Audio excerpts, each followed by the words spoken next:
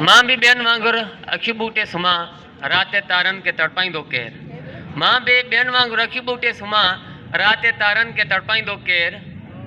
मां भी मदहोश थी लेटी पवां पीरे जा पैगाम पहुचाईंदो केरु। वाह वाह। स्टेज ते वेठल मौजूद मेहमान उस्ताद साहिबान ऐं मुंहिंजो प्यारा दोस्तो, अस्सलाम वालेकुम। अॼु मुंहिंजी तकरीर जो उनवान सिंध जी सकाफ़त आहे। जिए धरती सिंध जी जिए शाह लतीफ़, जिए धरती सिंध जी जिए शाह लतीफ़, मां ज़र्रो मां ज़हीफ़ हिन में सगा समुंड जी। मौजूद हाज़रीन, जिते खीरसल जबर खां कारुअनि जे जबल ताईं, कश्मीर खां केटी बंदर ताईं, दुनिया जे मुख़्तलिफ़ शहरनि में जिते जिते सिंधी आबाद आहिनि, इहे पंहिंजो सकाफ़ती ॾियारो मल्हाए रहिया आहिनि। अॼोको प्रोग्राम भी इन तसलसल जी हिकु कड़ी आहे। सकाफ़त जंहिंमां मुराद कंहिं मख़सूस खिते जी मिट्टी ऐं उनजे ख़मीर मां जुड़ियल मुंहिंजे नज़रियनि, अक़ीदनि, रस्मनि, रवाजनि, सोणनि, साठनि ऐं तारीख़ जो मजमूओ हूंदो आहे। उहे सबबु आहे जो दुनिया जे मुख़्तलिफ़ क़ौमनि खे पंहिंजा पंहिंजा सकाफ़ती ॾिण ऐं ॾींहं हूंदा आहिनि, जिन ते हू पंहिंजे सकाफ़त खे मुख़्तलिफ़ पहलुनि खे उजागर कंदा आहिनि। हर क़ौम खे पंहिंजी सकाफ़त सां उथाह प्यार हूंदो आहे। उस्ताद बुखारी भी पंहिंजी सकाफ़त सां प्यार जो इज़हार कंदे चए थो त सिंध सां सचाई वॾी ॻाल्हि आहे, मिटीअ सां वफ़ाई वॾी ॻाल्हि आहे।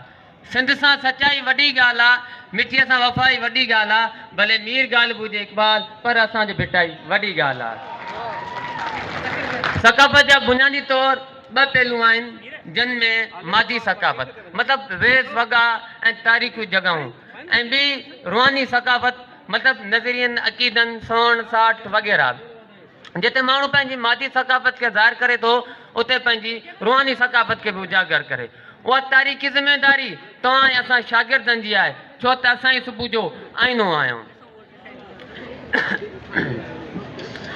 जे क़ौम ऐं खिते जी जाग्राफियाई हदूं ऐं ॿोली ख़तरे हेठि हुजनि, उहे क़ौम कॾहिं बि पंहिंजे तसलसल खे बरक़रार वजूद में न रखी सघंदियूं। अहिड़ा सकाफ़ती ॾींहं, अहिड़ा मौक़ा हूंदा आहिनि जेके पंहिंजे वचन जा ॾींहं हूंदा आहिनि। असां तमामु सिंधियुनि खे पंहिंजी सकाफ़त ते नाज़ आहे, छो जो इन जे वजूद सां असां दुनिया अंदरि सुञाता वञूं था। अॼु मां हिन स्टेज ते उहो वचन थो कयां त मां पंहिंजी ॿोली, सकाफ़त ऐं वतन लाइ वसर कोशिशूं कंदुसि, जंहिंसां हिननि जो मुमकिन बचाव थी सघे। आख़िर मां शेर ही पढ़ी पंहिंजी जाइ वठंदुसि। जो क़ौम जीआरे सो जीअंदो रहंदो, जो आम उजारे सो जीअंदो रहंदो। जो क़ौम जीआरे सो जीअंदो रहंदो, जो आम उजारे सो जीअंदो रहंदो। मूंखे तारीख़ ऐं तक़दीर ॾिनी पक आहे, जो सिंध सवारे सो जीअंदो रहंदो। Thank U very much.